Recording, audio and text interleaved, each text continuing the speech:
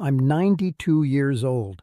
I was married to the same woman for 65 years, and I'm sick of this soulmate garbage. I'm sick of it. You want to know why your marriage is failing? Why are you miserable?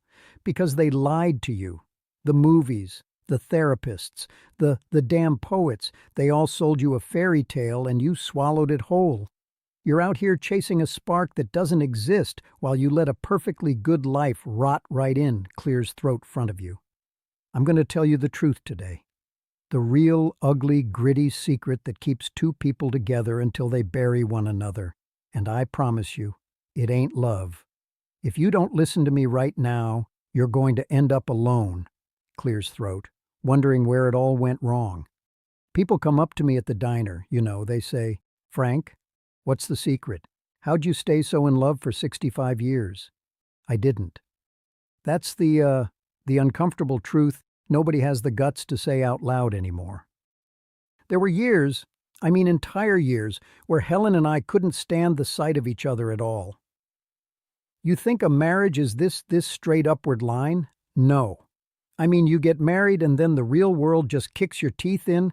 The baby won't stop screaming at 3 a.m. The transmission blows on the truck. You're working double shifts. She's dead on her feet. And suddenly you look across the kitchen table at this person and you feel absolutely nothing, just empty. And what do people do today when they hit that wall? When the butterflies die, they panic. They say, "Oh, I married the wrong person. The magic is gone." And they pack their bags. They tell you marriage is supposed to be 50-50. If you go into a marriage keeping score of who did what, you've already lost. It is never 50-50. Let me tell you something about myself. Something I ain't proud of. Winter of '74, the mill went on strike. I must have been out of work for 8 months. And I was a man who measured his worth by his paycheck. And without it, I just felt like a complete failure. I didn't know how to handle it, so I got angry. I was drinking too much cheap beer, snapping at the kids. I was a miserable, mean, bitter son of a to live with. I wasn't bringing 50% to that marriage. I wasn't even bringing 10. I was dragging us down. And Helen, you know what she did? She didn't sit me down and talk about her boundaries. She didn't hand me a pamphlet. She quietly went down to the diner on 4th Street and picked up the night shift. She made a cheap pot of stew last for 4 days. She put up with my garbage and she carried me. She carried the whole damn house on her back until I could get my head right and stand on my own 2 feet again. Clear's throat. That's the lie. You aren't looking for a best friend to go to the movies with. You are looking for a soldier. Someone who won't drop their rifle and run when you are at your absolute worst. But see, the pendulum swings. It always swings. 10 years later, '84, Helen got sick. She got the cancer and the chemo. It took everything out of her. She lost her hair. She lost her pride. There were weeks she was too weak to even walk to the bathroom by herself. It was my turn. It was 90-10 and I was the 90. I bathed her. I fed her.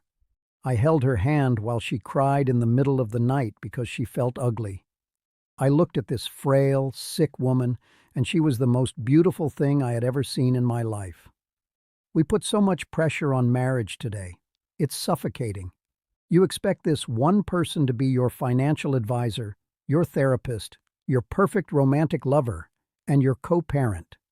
Nobody can be all those things. No human being can hold up under that kind of weight. You're setting them up to fail. You want to know the secret? The real secret they don't put in a damn movies. It's boring. It's knowing.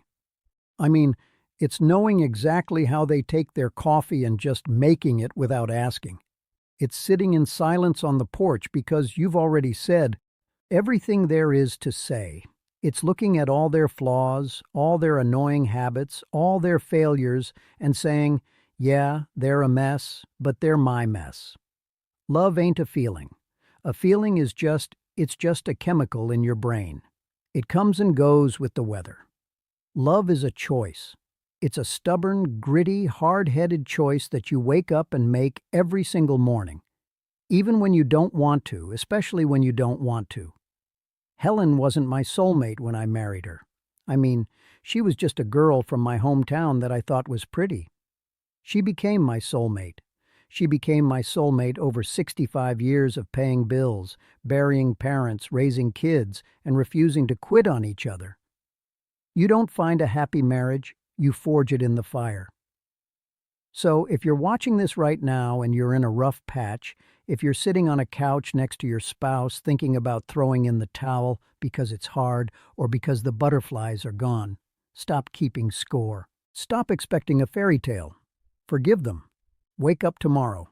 Look at the person sleeping next to you and choose them again. That's the brutal truth. Now get off your damn phone and go tell your spouse you love.